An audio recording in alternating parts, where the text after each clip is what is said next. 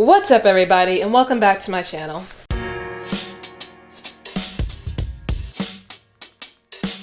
As you can see, we are back with Bridgerton, now watching episode 2. I believe this episode is called Shock and Delight. According to the Netflix thing, it is Daphne and Simon fake courting, I'm guessing. Yes. And Anthony's about to ruin things. Cool. So yeah, let's just get right into it. This episode's like an hour long, so... Oh. Okay, this got tense and very blue. Hush!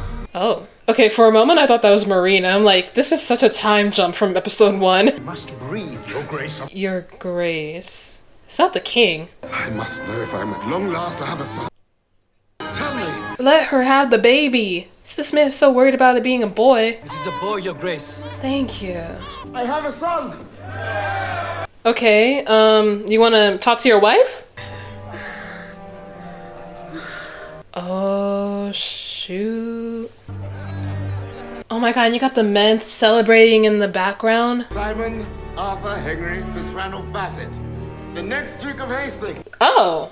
Oh, wait. This is Simon's past? That's an interesting past you got there, Simon. Now I understand why he hates his dad. Like, just from that one scene alone, I hate his dad. Like, this man literally burst in the room being like, I want a son! Is it a son? Tell me! Oh my god. And then the moment he has a son, he completely ignores the woman that gave birth to said son and is celebrating in the back of his boys while that woman is literally dying in her birth bed.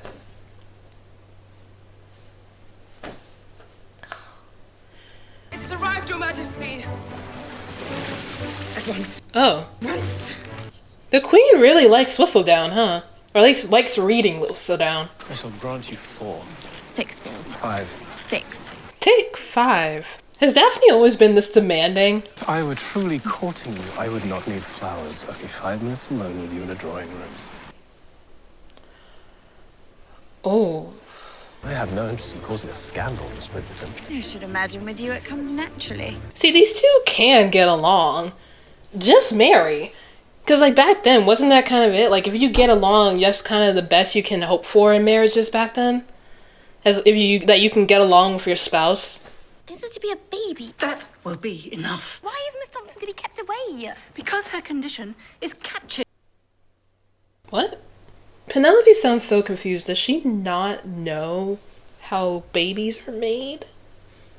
Do any of them know how babies are made? I don't know.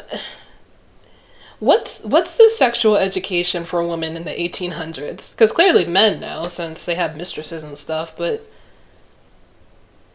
surely women know how it's done too, right? Because this episode was labeled that Marina opens up to a curious Penelope. Does that mean that Marina's going to tell her how babies are made? Are you telling me that Penelope doesn't know how babies are made and she's trying to get married right now? I feel like this episode's gonna frustrate me, isn't it? Just like the idea that 1800s women who are trying to get married so they can eventually have children of their own don't know how to do that. Okay. Instead, I shall have to stand by and watch dear Mama appear proud because some man should like to admire my sister's face and hair and fill her up with babies. Okay, so she clearly doesn't like the role she has in society. Which one of your maids is married? She's not married. How did she become a child if she's not married? Wait, Eloise doesn't know either. Why don't they know? They should know. How does a lady come to be with child? Whatever are you talking about? Apparently it's not even a requirement. Wait, Daphne doesn't know? So Penelope doesn't know. Eloise doesn't know. And Daphne doesn't know? Daphne is literally trying to find a man to marry and she doesn't know how to make kids. No, 1800s women's education needs to be updated immediately. I know we're not in the 1800s anymore, but if someone wants to time travel there and tell women how this happens, I would love that. Callers for Miss Daphne, ma'am. But the Duke, you already have a caller, dearest. Well, I suppose now I have more. Oh, wait. While Violet and Danbury are scheming, Daphne and Simon are also scheming their own plan. Oh, Ali, this isn't going to end well for either one or the other. Oh, there's a lot of men here. All this because she got courted by a duke? Dang, men really do want what they can't have. Them promising me to Nigel Burbrook. You promised your sister to that man. Damn, even Violet didn't like him. I now have many choices indeed. Daphne has charmed a duke, Anthony. The Duke is not a serious suitor. I will not marry Nigel Burbrook. What's funny is that all of them are right in this scenario. In a way, they're all kind of right, and are also all kind of wrong. But they all only know the facts that they know. So like Violet, in her mind, Daphne only had one caller, and that was Burbrook. And then the Duke showed interest in Daphne. Then it was like, oh, okay, Daphne has a chance to like be happy and stuff. Because it's funny, I don't think we really knew Violet's perception of Lord Burbrook until now. Like, I didn't know if Violet liked or hated him. Now I know she did not like him at all. Now I don't know if that's just because she personally doesn't like him or she realizes that Daphne won't be happy with him. That's another thing. Daphne, with this scheme that her and Simon are planning, she's like, I'm not going to marry Burbrook. I'm going to make my own way, which is fair. Which seems like is supposed to be what happens in this way. Like, as far as I understand, it seems like Daphne's trying to find love, which I guess Violet is encouraging.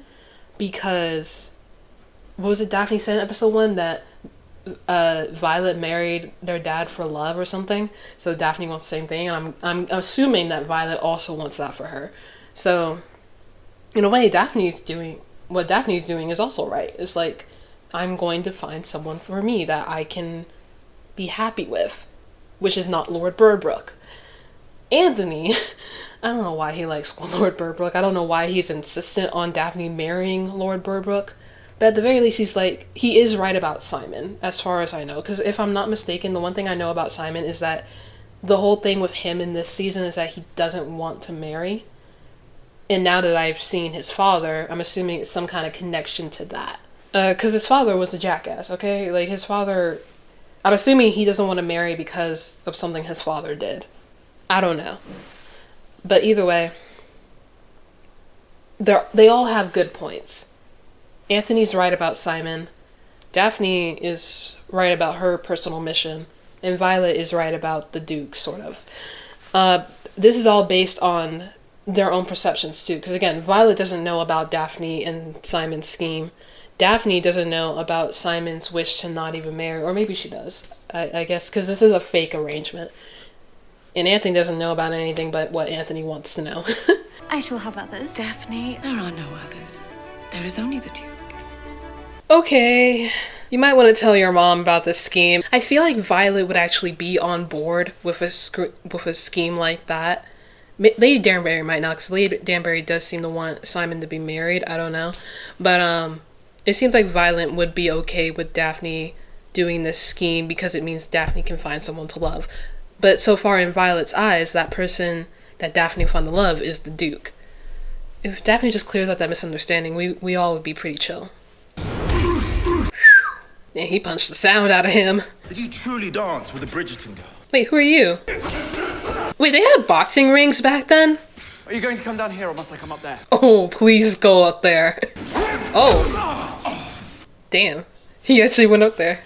Is that Burbrook is a wholly unworthy suitor for Miss Bridgerton? Not wrong. He is perfectly... No, he's not. Nigel Burbrook is hardly a... Please tell him what happened. Just tell him. Why is no one telling anyone anything? Let us hear it, boy. Give me a word, a grunt. Not. What is he doing? Oh, wait. Hastings' name cannot land in the quivering hands of a half-wit. Oh. This boy is dead to me. Oh my god, what? I'm pretty sure he just has a stutter. My god, this dad is awful. Okay, I'm glad we get to see more of Penelope, because for someone who's supposed to be Lady Whistledown, we don't see her much. How did it happen? Cake. Cake. But he continued to write. See? Oh wow, he must really love her. I could tell you a delicious tidbit about our former scullery maid. I don't care about a dish wench. I wish to be entertained. Oh, is that why she likes Whistledown? Because it's entertaining? And seek to tell me my husband is dead, Brimsley. I do not believe so, Your Majesty. Then tell him I am occupied. So, I'm guessing the king is sick? Because even Whistledown Penelope mentioned something about the king in the last episode. I forgot what she said. The Queen, Mom. Has she fallen ill? Has King George caused her harm? What an assumption. Is the king violent? What was that? I am invited to a private tea with the Queen. Oh, that's exciting. Take my arm before you make us late. I love these two together. It seems like she knew his mother, so I'm guessing that's where the relationship comes in. Can. Oh, he has a stutter. Okay. There was a king once back then who had a stutter too, right? He had made like this awesome speech because he had like a speech therapist. I knew I would have to step into the light someday, and I could not very well be frightened. So, instead, I made myself frightening. I mean, clearly it worked. And I will help you to overcome this stammer of yours. You must promise me you will be worthy of the attention you command. Oh, I like that. Okay, I appreciate that flashback scene. It really helps define their relationship more. I should hope I do not lose my balance then. No, I should hope not either. If you'll be glued to my side all evening. These two have such a connection. It's like, just admit that you don't mind each other, at least. That you wouldn't mind marrying each other. Like, you two clearly have some kind of chemistry. So, like, I know I said I don't mind the whole faking it and then making it real kind of romance tropes. But this, I guess this part is the part I do mind, where it's like, you fake it so much that it becomes real, and it's like, just acknowledge that it's become real. Just acknowledge, even if it hasn't become real, that you two clearly have some kind of chemistry that can make it work for it to become real. For I certainly wish to avoid any kind of embarrassment. Rather late for that. Ooh, Simon, tell Anthony what happened. I shall do my best by your sister Bridgerton. No, you will not. Even she might learn to return my affections over time. No, she won't. Won't. To mention how he got that purple eye. He was careless with the cabinet door. He was careless with his honor. And last night I shan't dignify with words when your sister plans to face her. Finally! Finally! My lord, you must know. Daphne would have surely told me if this were true. No, she wouldn't, because you're too overbearing. Talk to her. Talk to Daphne. Find out the truth right now, please. You need not worry about Burbrook. Sister, it is done. That was fast. Like, I'm happy, but that was kind of fast. I'm expecting that conflict to last like another episode. I'm quite capable of speaking for myself. Yeah, but you don't. I was trying to help. Well, you did not. Okay, Daphne's a little frustrating. I think I shall take the air tonight. I shall take the air tonight. I kind of like that. Last night was a mistake, I admit. A temporary lack of judgment. Temporary. But you do not need her. You're a duke. You already have the money and the connections and the standing. I need her. I've heard the stories of your father, Hastings. Oh, no. How badly he wanted a son. This man wants to get punched. The apple should not fall very far, should it? You know what? Well deserved. Man kept talking shit. It was well deserved. So, I want to briefly touch back on what he said earlier about needing Daphne. He is, I think Anthony said that Burbrook was a baron. And I don't know my English hierarchy. I'm American, sorry. But if I'm not mistaken, baron is like the lowest of nobles, I think. Like, not the sense it was like they're above peasants, but noble. But they're not the highest of nobles. They're like the lowest. And I'm assuming Duke is the highest, since they're called Your Grace a lot. Almost as if they're royalty. So, yeah, I don't know where Anthony, as, what is it called? A Vi something? I don't know where he falls in that order. But I'm assuming that he is above a baron, which is why Burbrook said that he needed Daphne, because maybe that upholds his status a bit more as a baron. I don't know. Because he's married, like, whatever Anthony is, sister. What is it called? What's his title called? I don't know. Oh, he's older now. Okay. Oh, this is nervousness right there. You are my worst failure. You are as useless as your mother proved to be. Oh, get this man out of here. Are you kidding me? This man is a disgrace of a father. And a disgrace of a husband, too. Oh my god. And what saddens me about this is that I feel like this is true for some relationships in the 1800s. Because again, in 1800s, 9 times out of 10, you're not marrying for love. You're marrying to further the family line. Even if you don't like your spouse, you still have to have kids with them. And I feel like this is exactly what we're witnessing here, that Simon's father, I guess, didn't like his wife, but he needed a son to be the next Duke of Hastings. So he did what we had to do, and then once he had a son, he completely discarded her, and then when his son turned out to be not illiterate, whatever the word is for like having a stutter or a stammer and not being able to speak well, he discards the boy too. I didn't realize that they literally meant that he pretended his son was dead. I thought only Lady Danbury thought that, but apparently everyone seems to think that Simon is dead at the current moment. Not when he's an adult, clearly, but as a kid. Which means that his father was like, I have no son. Which is like, what the heck? Oh my god, I never wanted to strangle someone through a TV so quickly. Or through a computer so quickly. But let's continue. Mama, might I go play with Eloise? Lady does not play, Penelope. Forgive me, Mama. Might I go promenade for suitors with Eloise? Very well, then. What happened? How did it happen? Oh, that's right. They still don't know how babies are made. Once she's married, her life is over. Scarcely an escape, Penelope. This girl really doesn't want to get married. Truly esteem me so little. After I apprised you of my wishes, and you proceeded to ignore them. Okay, that's fair. Daphne. Okay, I mean, it is working, but something about Daphne this episode is kind of unsettling me. I don't know. Oh no. Oh no. That's not good. I've taken matters in my own hands. Damn, he looks bad. I imagine you would have instructed your sister to take better care than to encourage certain attentions while alone with me on the dark walk at Vauxhall. Because in 3 days, I am to marry. The hell you will. I know the rules to follow. No, you are not to duel with Lord Burbrook, Anthony. Do you So, a duel? Like swords? Should Lord Burbrook decide to make good on his threat before you shoot him dead, brother? Wait, shoot him dead. Oh, is it like those duels that were in Hamilton? Like with Aaron Burr in Hamilton? Where they shot each other and then... Okay. I forgot those were a thing, but I thought those were like an American thing. I didn't think it was like a British thing. But then again, they came from Britain, kind of. They came from Europe. So never mind. That makes sense. You will have comfort and a house to tend, and most importantly, children. Anyone else reminded of Cersei Lannister? And her, like, saying that you won't love your husband, you'll love your children. That's right, she's supposed to have tea with the queen.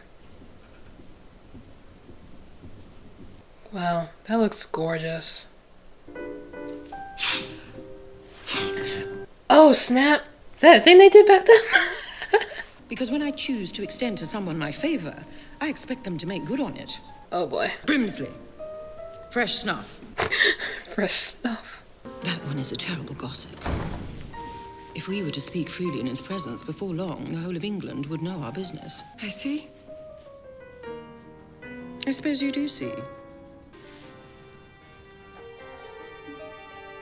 Would you not agree? Why, yes. Yes, I would. Okay, this conversation kind of went a little bit over my head. Invite Lady Burbrook over for tea, Mrs. Wilson, at once. Oh.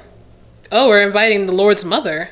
Alright, Violet, what are you planning? God did not bless me with another because perfection had already been achieved. Do not worry, Rose. I shall handle it. You are quite fortunate, though. How troublesome could a household be with only Lady Burbrook and the young Lord Burbrook to look after? Yeah, you have no idea. Oh, we about to get that tea. Wait, I think I understand what's happening here. What have you found? Oh! The help here is everything, as we all know. Yes! Lord Burbrook has a boy by one of his maids that he refused to provide for. Horrible enough for us to be rid of him, let us pray. And who will believe a group of women over a man's word? Perhaps no one. So we shall do what women do. We shall talk. Okay, Violet Bridgerton, top tier. Love her. Every baron has a bastard. A bastard who sent away before the miss even popped? You don't say. Oh, let's go, women. Talk that tea. It has come to this author's attention that the town is abuzz with a most sordid tale. Violet Bridgerton's very smart. But I suppose the queen helped with that. State of affairs in his household. Oh, the queen definitely helped. I've heard talk that Berbrick has left town. Yay. I am resolved to handle matters differently in the future. Or perhaps not at all. Oh, yeah. Sorry, Anthony.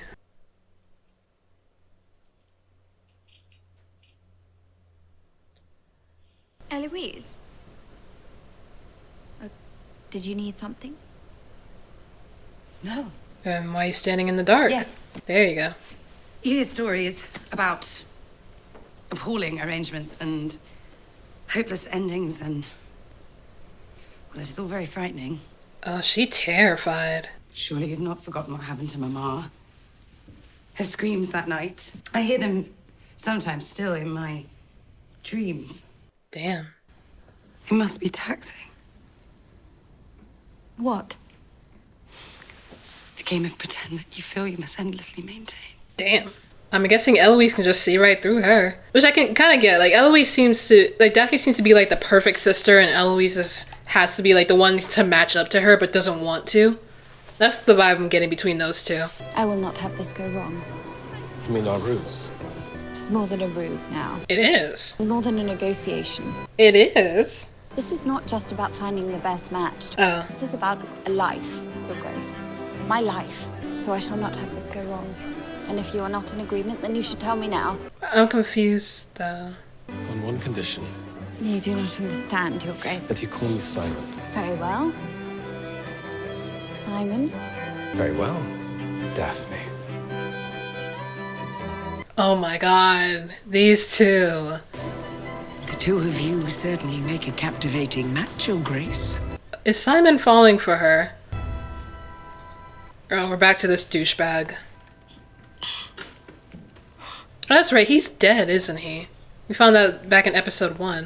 It swells with pride, knowing the Duke you have grown into. Oh, fuck you! I will never marry. I will never sire an heir. The Hastings line will die with me. Okay. I'm not mad about it. I'm not mad about that at all. Speak, you fucking monster. Speak. Ha! Karma, bitch. Oh, and he died. Ugh. Let me shut up. That's very insensitive of me. Okay, so that was episode 2 of Bridgerton. These hour-long episodes are clearly not for me because I feel like a lot of this stuff is happening too quickly, but then I have to remember these episodes are an hour, if not a little over an hour long. And I'm still used to the whole 30-minute TV episodes that we used to have as kids that we wait once a week for a new episode to pop out. I'm used to those, so I'm still trying to adjust myself to the hour-longness of it all. But anyway, I like this episode. This episode really helped define the characters a bit more, especially Lady Danbury, Violet, and Simon. Yeah, those three, their characters have solidified more for me, which makes me want to add them to my now favorite characters list of this show. Lady Danbury and Violet definitely fighting for number 1 there, with Simon being a very close second, I guess if not third, if I could ever figure out who should go above on number 1. After that is still blank because we don't really know much about the other characters, and as much as Daphne is the main character and as much as she seems okay, something about this episode is making her seem, I don't know, something that I don't like. Maybe it's because she seems more demanding and stuff, but at the same time, you gotta keep in mind that she's trying to take control of this life that she can't really take control of because she is a woman. So I get that, but something about the way she's going about this, I don't know. It's giving a little bit of entitled, and I don't know why. It's weird. So I'm gonna leave her off the list for now. But so far, the list is only gonna hold Lady Danbury, Violet, and Simon. Everyone else, we haven't really learned too much about them. There is also Eloise, but I feel like I still don't know enough about her to really put her on the list. She's very whiny, I do know that. And she doesn't like the position she has in society, which I get, but it's like, I don't know. Something about her. And we don't know, again, we don't really know the rest all that well, except maybe Portia, but even then.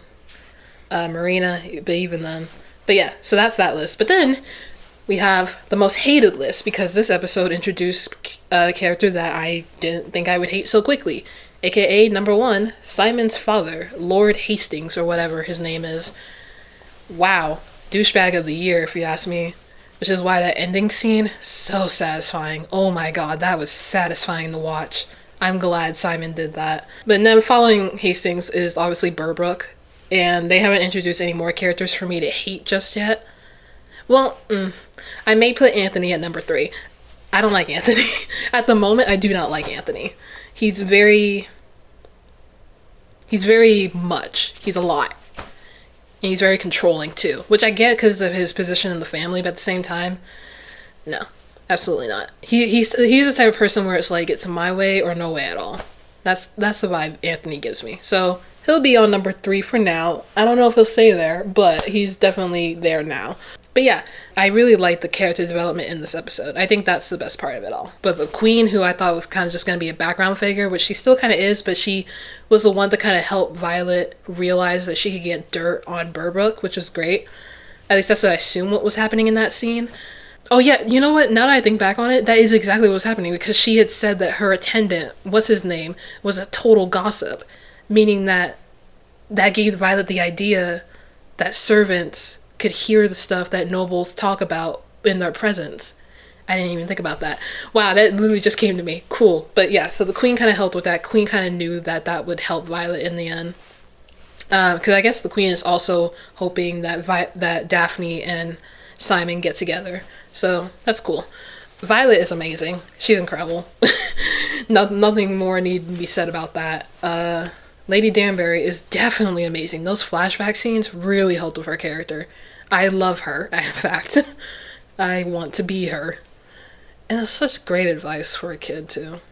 Simon, my respect for him just doubled, because I really thought he was just going to kind of be more aloof and stuff, but the fact that we actually get to see his background, see why he hates his father, see why he doesn't want to marry, I appreciate that. But yeah, that's about it. If I keep going, I'm just going to keep repeating the same thing I'm saying, which is like, these 3 great, these 2 bad, plus possible third. Daphne, feeling off about her. Eloise, ask my opinion later. The rest of the crew, I don't know much about them to form an opinion yet. We'll see. So yeah, hit the like button if you like this video, subscribe if you want to see more, and I guess I'll see you guys next time. Alright, peace, bye.